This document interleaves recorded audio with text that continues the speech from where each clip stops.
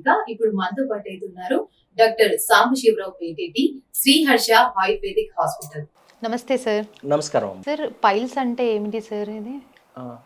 అంటే ఈ పైల్స్ అనేది ఏందంటే మనకు అర్థం కావటానికి ఎలా చెప్పుకోవచ్చంటే, ఇప్పుడు మన శరీరంలో రక్త ప్రసరణ వ్యవస్థ ఉంటుంది. రక్త ప్రసరణ వ్యవస్థ అంటే ఏంటి? మనకి ఆర్టరీస్, వెయిన్స్ అంటాం. ఓకే. ఆర్టరీస్ అంటే ఏంటంటే మంచి రక్తాన్ని హృదయం నుంచి అంటే హార్ట్ నుంచి ప్రతి ఒక్క ఆర్గాన్‌కి సప్లై చేస్తుంది. అలాగే వెయిన్స్ అంటాం. ఈ వెయిన్స్ ఏంటంటే చెడు రక్తాన్ని ప్రతి ఒక్క ఆర్గాన్ నుంచి, ఆర్గాన్ అంటే కింద చిటికెన వేలు దగ్గర నుంచి, బ్రెయిన్ దగ్గర నుంచి, ప్రతి దగ్గర నుంచి కూడా ఇంప్యూర్ బ్లడ్ అంటే చెడు రక్తాన్ని హార్ట్‌కి తీసుకెళ్ళి అక్కడ శుద్ధి చేస్తే మళ్ళీ ఆర్టరీస్ ద్వారా మంచి రక్తం సెల్స్‌కి వెళ్తుంది, శరీరానికి వెళ్తుంది. ఇక్కడ ఏం జరుగుతుందంటే వెయిన్స్ అంటాం. ఈ వెయిన్స్ చెడు రక్తాన్ని తీసుకెళ్ళి మలద్వారం, శరీరంలో అన్ని భాగాల నుంచి చెడు రక్తాన్ని తీసుకెళ్ళినట్టే మనకి యానల్ వెర్జ్ నుంచి, మలద్వారం నుంచి చెడు రక్తాన్ని హార్ట్‌కి తీసుకెళ్ళే వెయిన్స్ ఉంటాయి. అవి ఉబ్బిపోతాయి. ఓకే. ఓకే. వాటినే పైల్స్ అంటారనమాట. సో ఈ ఉబ్బిపోవటం ఏంటంటే సింపుల్, దీనికి ఏం పెద్ద ఇది కూడా అవసరం లేదు. కంటిన్యూస్గా గంటల తరబడి కూర్చోవటం. మన శరీరం ఏంటంటే మన బాడీ ఏంటంటే గ్రావిటేషనల్ ఫోర్స్ దీని మీద ఆధారపడి ఉంటుంది. సో మంచి రక్తం ఏంటంటే ఫాస్ట్గా వచ్చేస్తుంది కిందకి. ఎందుకు? పైనుంచి కిందకి గురుత్వాకర్షణ శక్తి ద్వారా ఉంటుంది కాబట్టి దాని ఎఫెక్ట్ తోటి వస్తుంది. కానీ ఈ వెయిన్స్ నుంచి బ్లడ్ పైకి వెళ్ళాలి, హార్ట్కి వెళ్ళాలి. అంటే ఏమవుతుంది? ఆ వెయిన్స్ ప్రతి వెయిన్లో కూడా కొన్ని వాల్వ్స్ ఉంటాయి. ఆ వాల్వ్ ఏం చేస్తుంది? బ్లడ్ కొంచెం పైకి వచ్చిన తర్వాత వాల్వ్ క్లోజ్ అవుతుంది. మళ్ళీ అక్కడి నుంచి పంప్ చేస్తుంది పైకి, మళ్ళీ వాల్వ్ క్లోజ్ అవుతుంది, మళ్ళీ పైకి పంప్, ఇలా జరుగుతుంది అనమాట. ఈ జరిగే ప్రాసెస్లో ఏంటంటే కాన్స్టెంట్గా కూర్చోవటం వల్ల ఆ వాల్వ్స్ దెబ్బతినిపోతాయి, వెయిన్స్ ఉబ్బిపోతాయి అన్నమాట. ఉబ్బి మలద్వారం లోపల కానీ లేదంటే మలద్వారం బయటికి కూడా వస్తాయి కొంతమందికి. వీటిని మనం పైల్స్ అంటాం. దీన్ని ఆయుర్వేద పరిభాషలో ఏంటంటే అర్సెస్సు అంటారు. ఓకే. అర్సెస్సు అంటే ఏంటంటే హరి అంటే శత్రువు, శత్రువులాగా మలద్వారంలో ఏర్పడి శత్రువులాగా మనల్ని బాధ పెడుతూ ఉంటాయి కాబట్టి దాన్ని అర్సెస్సు అని ఆయుర్వేదంలో చెప్పబడింది. ఓకే. వీటిలో ఎన్ని రకాలు ఉంటాయి సార్? సహజంగా ఏంటంటే అమ్మా, ఈ పైల్స్లో ఏంటంటే ఎక్స్టర్నల్ పైల్స్ అంటాం, ఎక్స్టర్నల్ హెమరాయిడ్స్ అంటారు, అలాగే ఇంటర్నల్ హెమరాయిడ్స్ అంటారు, అలాగే ఏంటంటే థ్రాంబోజ్డ్ పైల్ మాస్ అంటారు. సో ఇవి ఏంటంటే మనకు ఆ మలద్వారం చుట్టుపక్కల ఉండే చర్మం కింద వెయిన్స్ కనుక ఉబ్బిపోయినాయి అనుకోండి, వాటిని మనం ఎక్స్టర్నల్ పైల్స్ అంటారు. ఇది ఏం జరుగుతుందంటే మలద్వారం చుట్టూతా ఉబ్బులాగా వస్తుందన్నమాట. అలాగే మలద్వారం లోపల పక్క ఉండే వెయిన్స్ కనుక ఉబ్బిపోతే వాటిని ఇంటర్నల్ హెమరాయిడ్స్ అంటారు. ఓకే. ఓకే. అలాగే మలద్వారం చుట్టుపక్కల ఉండే వెయిన్స్ ఎక్స్టర్నల్ హెమరాయిడ్సే బాగా ఉబ్బిపోయి ఓకే వాటిలో ఏమవుతుందంటే బ్లడ్ క్లాట్స్ అవుతుంది. ఇందాక చెప్పినట్టు వెయిన్స్లో ఉండే వాల్వ్స్ ఏవైతే ఉంటాయో అవి దెబ్బతినిపోతాయి. దానివల్ల బ్లడ్ అక్కడ పూల్ అయిపోతుంటుంది అనమాట. బ్లడ్ స్టాగ్నెట్ అవుతుంది. ఆ బ్లడ్ ఏమవుతుందంటే హార్డ్ అయిపోయి క్లాట్ ఫామ్ అవుతుంది. క్లాట్ ఫామ్ అయినప్పుడు దాన్ని థ్రాంబోజ్డ్ పైల్ మాస్ అంటారు. ఈ థ్రాంబోజ్డ్ పైల్ మాస్ ఉంటే లిటరల్గా నరకం చూస్తాడు పేషెంట్. విపరీతమైన నొప్పి, విపరీతమైన మంట, ఒక్కొక్కసారి పగిలితే బ్లడ్ వచ్చేస్తూ ఉంటుంది కంటిన్యూస్గా. నొప్పి తట్టుకోలేడు, టార్చర్ అనమాట, విపరీతమైన ఇది ఉంటుందన్నమాట. అదే ఎక్స్టర్నల్ పైల్ మాస్లో కూడా ఒక్కొక్కసారి బయటికి ఉబ్బి మలద్వారం చుట్టూతా ఉంటాయి అన్నమాట, బయటికి ఉబ్బి ఉంటాయి. సో ఇంటర్నల్ పైల్ మాస్ ఏంటంటే లోపలే ఉబ్బిపోయి ఉంటాయి. అయితే ఏంటంటే జనరల్గా కూడా ఏంటంటే ఈ పైల్స్ ఉన్నప్పుడు బ్లీడింగ్ కూడా వచ్చే అవకాశం ఉంటుంది. ఈ పైల్స్ చిట్లిపోతే ఏంటంటే ఎక్స్టర్నల్ పైల్స్ బ్లీడింగ్ కూడా వస్తుంటుంది. ఆ ఎక్స్టర్నల్ పైల్స్ వల్ల వచ్చే బ్లీడింగ్ తోటి ఏంటంటే నొప్పి, దురద, మంట ఇవన్నీ ఉంటాయి. అదే ఇంటర్నల్ పైల్స్ కనుక, లోపల ఉన్న పైల్స్ కనుక అవి చిట్లి బ్లడ్ వచ్చిందనుకోండి, పెయిన్ ఉండదు. సో చాలా మందిలో ఏంటంటే పెయిన్లెస్ బ్లీడింగ్ వస్తుంటుంది. వాడికి ఏం నొప్పి ఉండదు, కానీ మోషన్కి వెళ్తాడు, బ్లడ్ పడుతుంటుంది. ఎందుకు పడుతుందో తెలియదు, కంగారు పడుతూ ఉంటాడు.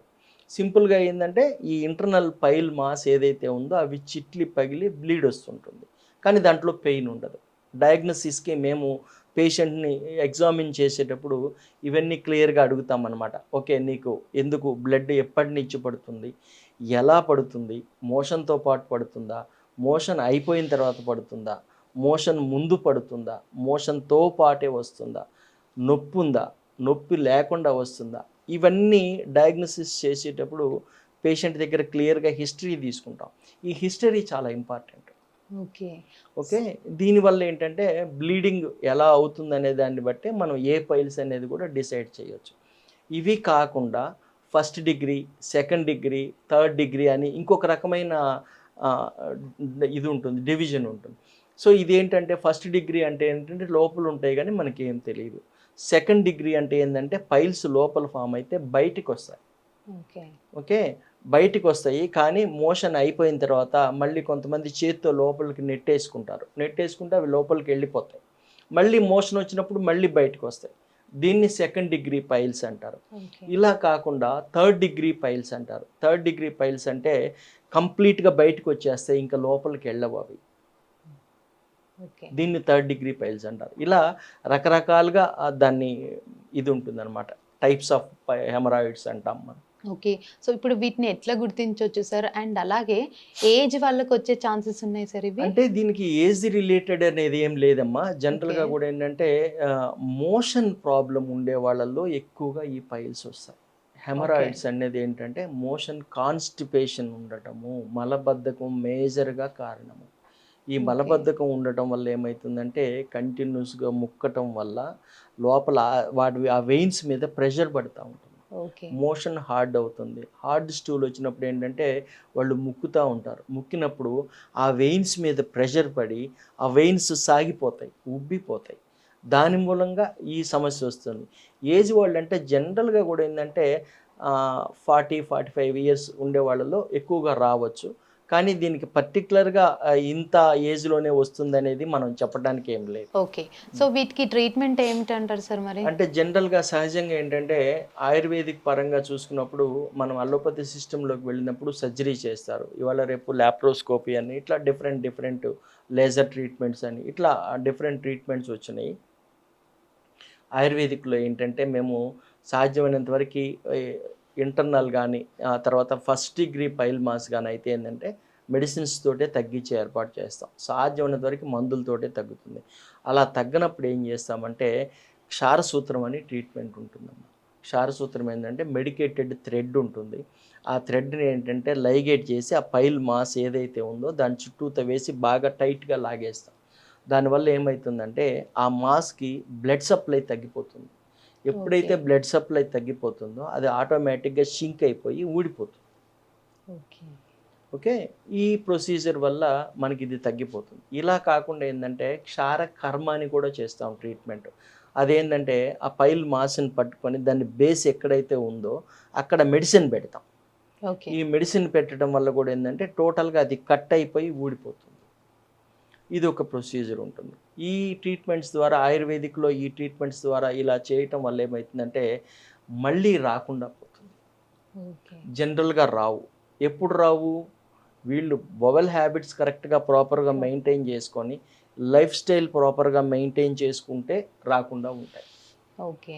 అలా కాకుండా మోషన్ మలబద్ధకం ఉండి రోజు బాత్రూంలోకి వెళ్ళి ముక్కుతానే ఉంటే మాత్రం ఈ ప్రాబ్లమ్స్ ఎన్నిసార్లు అయినా వస్తూనే ఉంటుంది. నువ్వు ఏ సర్జరీ అన్నా చేయండి, ఏ ప్రాబ్లం చేసినా కూడా మళ్ళీ వచ్చే అవకాశం ఉంటూనే ఉంటుంది. ఓకే. సో ఇప్పుడు ఈ ప్రాబ్లం ఫేస్ చేస్తున్న వాళ్ళు లైక్ ఎట్లాంటి జాగ్రత్తలు తీసుకుంటే బెస్ట్ అంటారు సార్? వాళ్ళకి టిప్ అట్లాంటిది టిప్ అంటే ఏం లేదు. సింపుల్గా ఏంటంటే మనం దీనికి 2 రకాల టిప్స్ చెప్పొచ్చు. ఒకటి ఏంటంటే కరక్కాయ చూర్ణము, లేదంటే త్రిఫలా చూర్ణం. త్రిఫలా అంటే ఉసిరికాయ, తానికాయ, కరక్కాయ. ఇది మార్కెట్లో దొరుకుతుంది మనకి.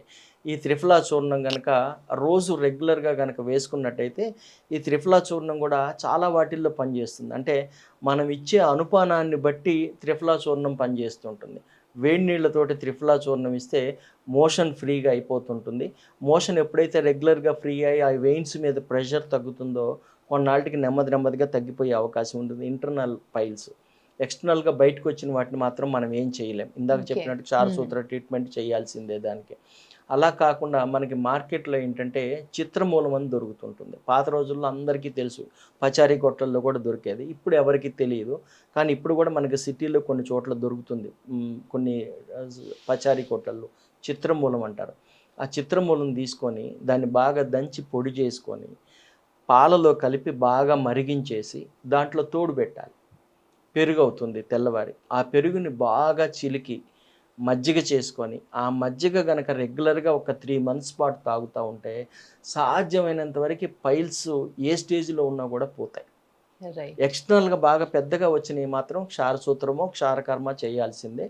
ఈ చిత్రమూలంతో గనక మజ్జిగ చేసుకొని గనక తాగితే ఖచ్చితంగా ఈ సమస్య నుంచి బయటపడవచ్చు. రైట్. సో చూసారు కదండి, చాలా మందికి పైల్స్ అంటే తెలీదు. సో అది వస్తే ఎలాంటి జాగ్రత్తలు తీసుకోవాలి ఏంటి అని చెప్పేసి టిప్ కూడా చాలా చక్కగా చెప్పారు సార్. Thank you sir. నమస్తే అమ్మ.